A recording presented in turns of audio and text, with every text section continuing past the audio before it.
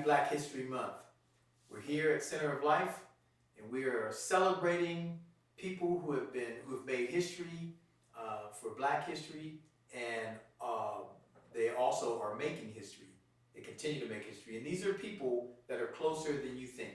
A lot of times when we celebrate Black history, we see some of the usual suspects, but what we want to highlight are people that have made history, that are close to you, that are in this city, that have done things around the city to impact people's lives, and that are reachable, people that we can reach and touch, and who are touching people today. Today, we have with us Mr. Homer Craig and Miss Ursula Craig, and they are residents of the Greater Hazelwood community, lifelong residents of the Greater Hazelwood community, but they have a story that I feel is quite compelling, especially in today's society when there are just really intense racial issues that we are dealing with. And their story to me is just so compelling, and I wanted them to share some of their journey with us. And because their journey is a history-making journey, and some of the things that they've done in the past and things that they're doing even now are making history and changing things so that people can live better in this community. So, welcome, Mr. Mayor. I call this the Mayor of Hazelwood. Homer Craig is the Mayor of Hazelwood, and this is the Mayor's wife, Ursula Craig. The first thing I wanted to check in with you all on is how you actually met. You know, clearly you're an interracial couple here. You know, you think? It kind of looks that way. Okay. And so you know, knowing that you all have met each other many years ago, and you know, honestly, when I think about where you met, I think that had to be even harder. But I don't know. You guys have to tell us. I defer to my wife to tell you. All right, so we're going to start with you, Ursula. Okay, I met Homer in end of '61 in Germany at a club where he had a fight with some other people, and then later on that week he came up to me and said, "You gonna marry me?" And I told him, "I cannot tell you." And I told him to get out of my face. So that's how we met. And after that, we became friends. Then we got married. Where were you when he came up to you? In the club. You were in a club. Turley Barracks Club. He came up to me, and Homer was a nerd. My husband was a nerd. I can tell by the pictures. Oh my Lord. So, but after that, I got to like him. I looked at him differently and said, well, you know, I'm going to try it with him. That's how we met in Germany. Wow. It is 60-some years ago, and we've been married 59 years. So, Homer, tell us what it was like in Germany back then. Okay, but can I clarify my version of how we met? No. Oh, We need you to tell us what it was like in Germany back then. Oh, okay. To be honest with you, I was pleasantly surprised because Hitler taught about racial superiority and all that, and that's what I was expecting to see. I was expecting to see Mississippi European style. But that's not what happened, and I gotta be honest. Actually, my experiences in Germany were more pleasant than my experiences here in the United States at the time, because I was accepted for my abilities to do my job rather than the color of my skin. That is more than I could say for some of my American compatriots at the time. And to be honest with you, the way we got married, I planned it. We got married in December, and we got married in January. We got married in the Starnersong, we got married in church, and we got married in the municipal office at different times. And my wife didn't understand, but my reasoning was I was in the military, and I knew that when I come back to the United States, and I was right, I would be sent to the South. And I wanted to put my marriage in such a disarray that no right-wing bigot could unravel it. And it wasn't accidental, it was planned. Because when you're a minority person, that's just like now they talk about crushing, okay, my wife said don't talk about that. Stay focused. Okay. Anyway, I was really well received. I was well received by my mother-in-law, my two brother-in-laws, one of which was a state weightlifting champion and wasn't no easy guy. He was a tough guy. And my wife's sister, her uncles, and all the family members. When we got married, the mayor of Ludwigshafen came to our wedding. Ludwigshafen is a city about the size of Pittsburgh. At the time, I doubt if the mayor of Pittsburgh would have come to my wedding. So my experiences in Germany were very fine. I went there with a 3-year commitment and stayed over 6 years. I couldn't extend any longer. But I enjoyed everything there, and I had a very responsible job, which I really enjoyed doing. That's a good segue. Tell us more about your rank when you were in the service. What branch you served in, and also what you actually did when you were in the service. Well, I can do some of that. When I went in, first of all, I was in the National Guard. I became a Spec 4 in the National Guard. I went RA, regular Army, and went in as a private. When I got to Germany, I think I was a corporal or a sergeant, and due to some of the work that I did in Germany, I left there as a chief warrant officer. So that my rank would be equivalent to a major. I can't talk about my work other than the fact that I did my work well, and I got notice from the U.S. government, the German government, and the French government. I had something to do with Carlos the Jackal, which if you Google it, you'll see what Carlos the Jackal was about. And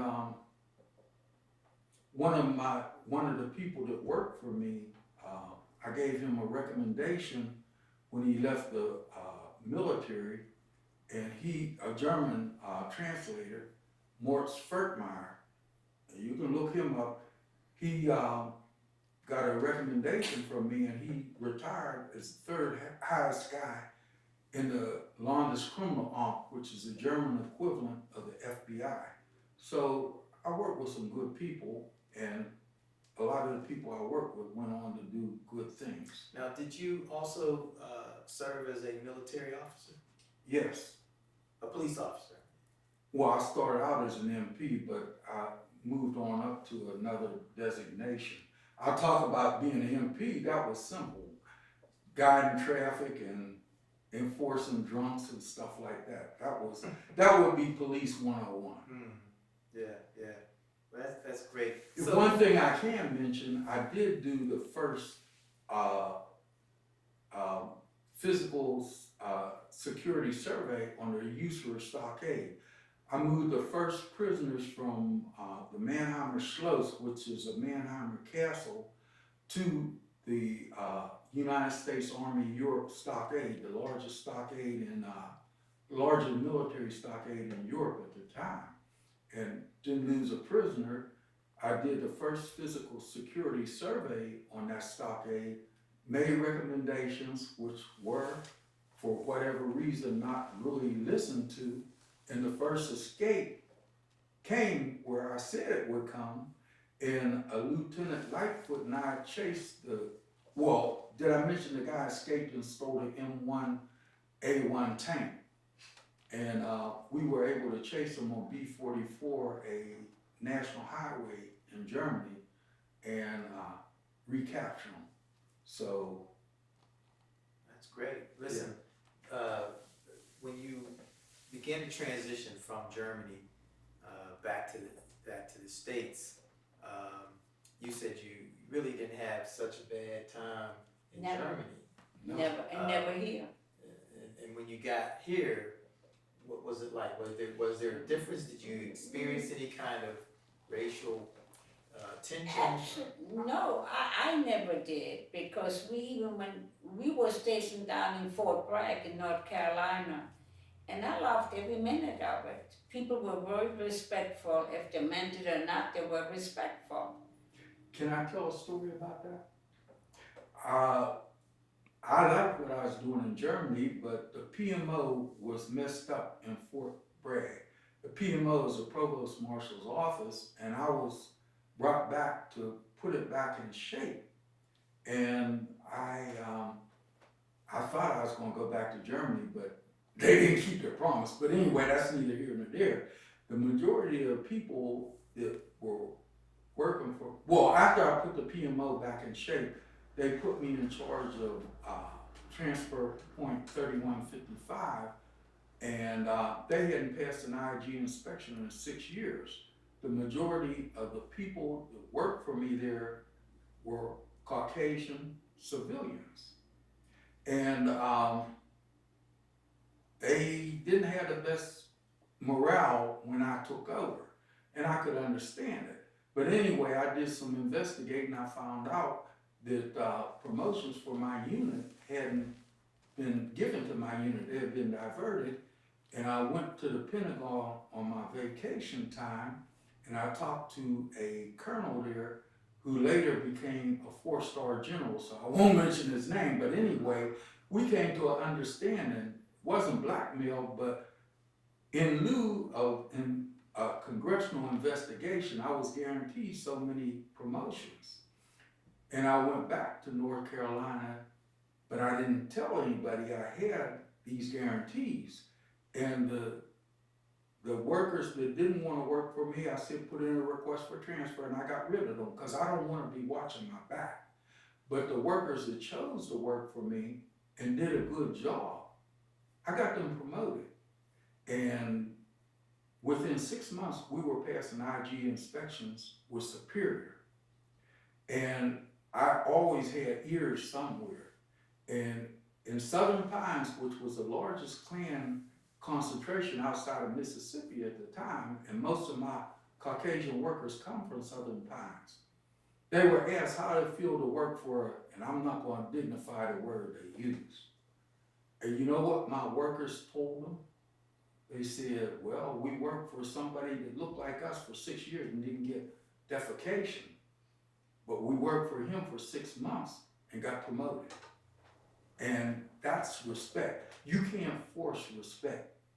You can force fear. You can't force respect. So if you ask me how my time was in the South, people that were reasonable, I was reasonable with. People who respected me, I respected. The others are like defecation in the ocean. Okay, all right. I'm sorry for that. So thank you for using the intelligentsia language on us here. So what made you all, as you transitioned, because you know, living in this city in particular, living in Pittsburgh, you were saying you had pretty much a decent life here. So you didn't have much problem with racial tension. You didn't have much problem with people saying things to you or being mistreated or discriminated against. None of those things? We came back to Hazelwood specifically because of his parents. Because we're supposed to go back to Germany. My sister and my brother-in-law had an apartment set up for us, and he had a job waiting. But his parents got sick, and we decided we were going to stay here because my mom passed away since we came. So we stayed here, and I liked Hazelwood, and I was not going to go anywhere else because we had a home there. You know, I had my first home when I married my husband. Other than that, I lived in an apartment. So I liked my home. I liked Hazelwood. I liked people. They were friendly. I never had any problems, at least not into my face. So what they say behind my back, I don't care. And that's when I decide with my husband that we're gonna stay and work in this community. So now that's a good segue as well, because I wanted to know what made you all go so hard in being activists in this community, because you not just impacted this community, you impacted other communities with your example. So why did you want to become activists for social justice and for for so many different things? What did you see that made you want to do that? I saw a community who when I came was actually a good working community. But after the mill closed, I saw the decline and I saw people getting frustrated. And by me being born during the war and I went through some of those frustrations, having no food or whatnot, I made up my mind that I want to help the community if they want my help. And it seems like the people wanted my help. That's why we stayed here. Tell me some of the things that you all did. Well, I started out with the food bank at St. John's, and then I went to the Hazelwood food bank, and then it just came from there. And then I had enough knowledge. People asked me about different things because I always wanted to learn and still learning. Because a lot of people did not know how to apply for certain things, like food stamps or stuff like that. But I took it on myself to look into it to see what needs to be done. And I help people. And I just got stuck with it. It makes me feel good to help other people. Well, I noticed when I came to Hazelwood, it seemed like every time something was going on where people were getting help, I would always see Ursula Craig in the middle of it and really helping, Well, I really, as I say, I enjoy helping people. Even people who don't want the help ask me for help. I really like it, Pastor Tim. And I really like when we got involved with you, that you and your family really accepted us. Because we went to different churches and we were never anybody said anything, but Home and I, we felt really at home coming here. So. That's good to hear. That's good to hear. Homer, what was it what did you see in this community that made you really want to get involved? Because you had a major impact on this community from an economic standpoint as well. What really motivated me was not the economics. What motivated me is that I could see problems, but I was a very fortunate young man all my life. My mother and father were together for over 50 years when my mother passed away. So I had a very stable family, and they told me that if there's something that I see is wrong, speak out, but don't just complain. If you see something that's wrong, try to change it for the better. And this is what motivated me, because I saw a lot of kids that didn't have a father in the house. I saw a lot of kids that didn't have a father that was a supervisor in the steel mill. I saw kids that actually my mother fed a lot of kids in the neighborhood. There was one, well, I won't say that because some are still alive, but my mother was a giver. My father, I got in my house right now, I got plaques from the YMCA where my father worked, but I have something else from my father. He has 3 certificates from the War Department of the United States of America for stuff he put out during the Second World War. He tried to join the Army, but they said he was more valuable in the steel mill. So that's what I was brought up under. I was brought up under good influences, and I want my kids to have good influence and my grandkids, but more than that, I want the whole community. And I have taught, although I'm not certified as a teacher, my wife and I used to go up to Alderdice to Frick Park and get the kids that were truant, and somebody was good enough to give us a room at Alderdice where I was able to have a cooperation with the teachers, I would get the kids' homework, and we had study hall from those truant kids, and some of them are in their 60s now. So that was what I felt good about. I also taught so-called truant kids down at St. Stephen's, and I will share a story with you that no other teacher can duplicate. So the name won't be there, but if you want to check it out, you can find out. One of my students, very intelligent young man, about 14 or 15, did something that nobody else has done. We used to talk about military strategy, and don't you know, he went to Greater Pittsburgh Airport, hijacked a plane and took it to Cuba and stayed for 25 years. So, but I understand he's back and he served his time, so his name won't be mentioned.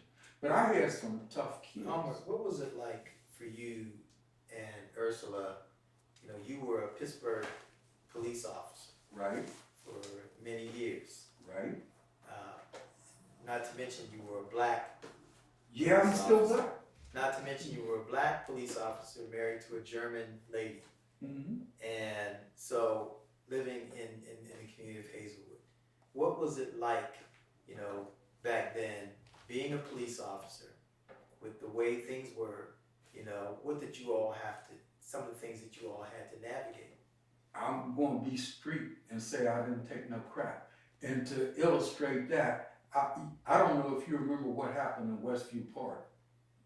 When Jimmy Moore, a black officer, was at the FOP picnic and his wife was dancing with different white officers, and that was all right. But when Jimmy Moore danced with a white officer's wife, they jumped him and sent him to the hospital. That night, I was at Mercy Hospital, and I said, "What are you doing here?" to Jimmy, and he told me what happened. Lou Mason was the city councilman at the time. I contacted Lou Mason.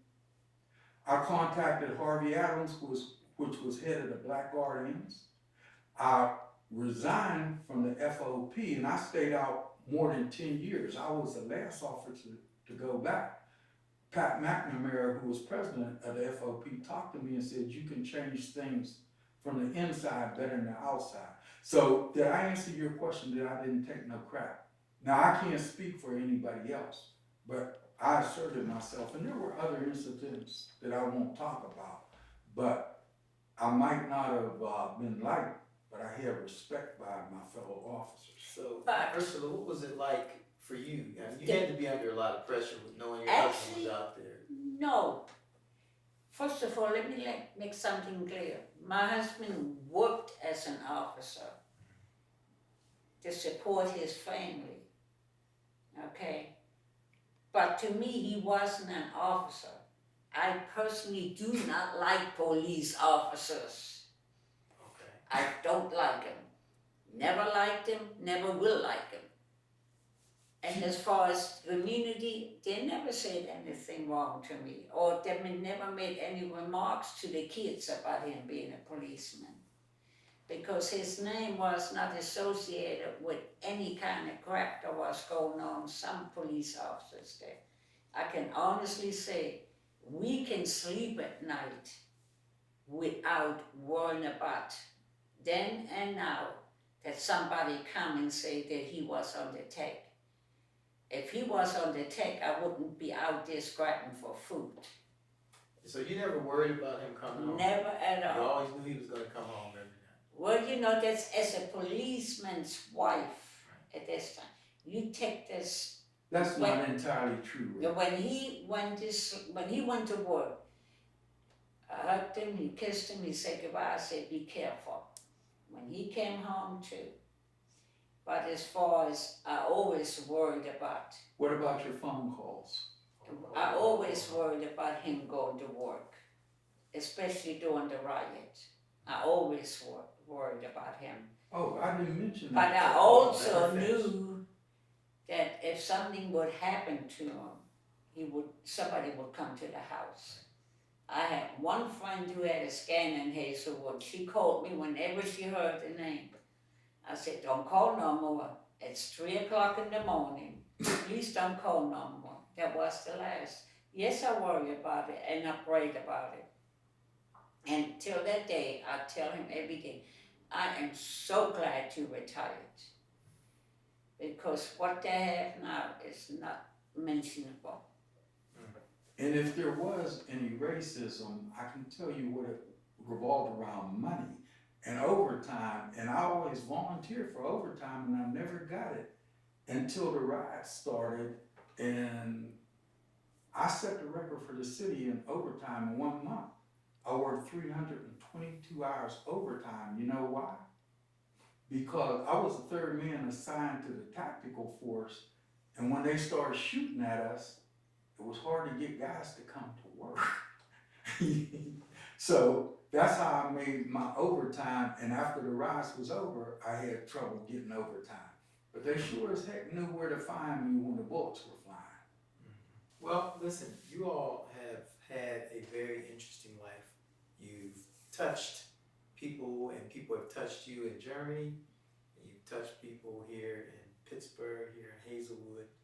You've done a lot to help a lot of people. But you've also been an example of what it's like when two people love each other. It doesn't matter what color of their skin, what their ethnic background, but you can be that example in a community. And nothing is as contagious as an example. And you all have been an example to so many years. Well, you know, if I may say so, Pastor Tim, to have a healthy marriage and love, you have to show respect. The respect got to come both ways.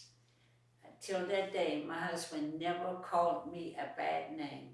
He never put his hands on me. He don't holler. He's still sitting here.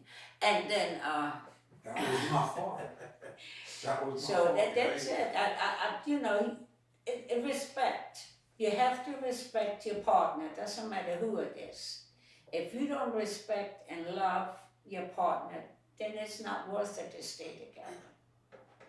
All right. And I felt it's worth it to stay with that man. Well, that's great. That's great to hear. You know, I mean, I think young people need to hear your story every day. You know, I really do. I think they need to hear your story all the time because you're making history right now. You know, not just because, you know, you're in an interracial marriage. And really, I don't even like using that term. But That's you know, true. but you're in a marriage where two people love each other, and you're in a marriage that has lasted 50 Over half a century. Yeah, we just celebrate 53 on the 3rd of 53 January. years. 53 years. How many people? 59 years, I'm Okay, sorry. 59 years.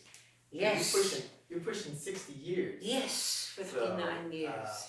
But that's a beautiful thing. It's a great story. It's a great testimony. And I want to thank you all for joining us today and for sharing your journey with us in the past, the present, and believe me, people will read about you all in And time to come in the future. Can I I say want- one more thing? Can I say I one think you thing both first? want to say something Can- here. Can We're I gonna- say we might have thank to cut you? the camera. No, it's okay. Go ahead, let it roll, let Thank it roll. you, thank you for giving us this opportunity. And when I say this opportunity, it's not for us. Everything that you said is true. And if I can be an example, like Dr. King said, even if I'm a garbage man, I want to be the best one out there. So you gave us this opportunity, and I thank you for it. And I'm What through I want to Shasta say, as well. I really feel good because all my kids do volunteer work. Now, Our granddaughter set the record. She was over a 4,000-hour volunteer as a candy striper at UPMC Hospital when she was a teenager. Now she's Dr. Whitney Craig, medical director of Midland, Texas. Congratulations. So- You good? I'm good. Everybody's, I'm good. all I'm is, good. all has I'm been good. I said. just want to let you know my kids and even my youngest son comes to Hazelwood and volunteer. All right, so we typically end these interviews by me making a statement that is famous among Black people in particular, but you might have to answer the question differently, and it's okay if you do. But we ended by, I ended by saying the call and response from James Brown. Say it loud. Say it proud. Nope. No? Say it loud. I'm black and I'm proud. Oh, You I could have told you that. I left the most important thing out. Yes, Look. I could have told you that. And my Ursula's blacker than you are, man. Yeah, she